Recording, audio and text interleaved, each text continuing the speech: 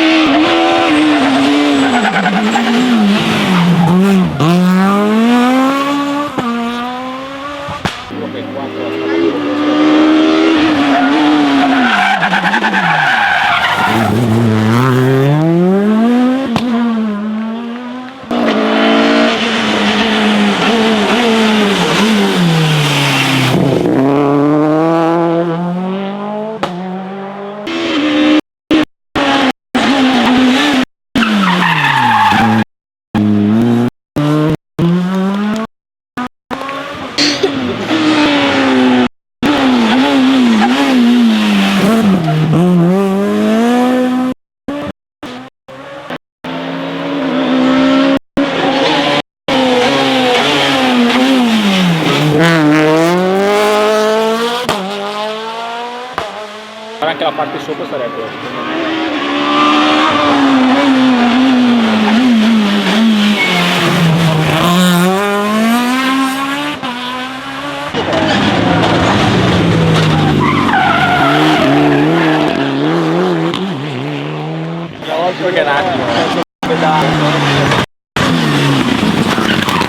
Monte Crestese, Calasca e Lusentino, da Sondrio il pilota, da Varese il navigatore Marco Gianesini, Fulvio Solari sono terzi assoluti con la Renault Clio Super 1600 della Top Rally.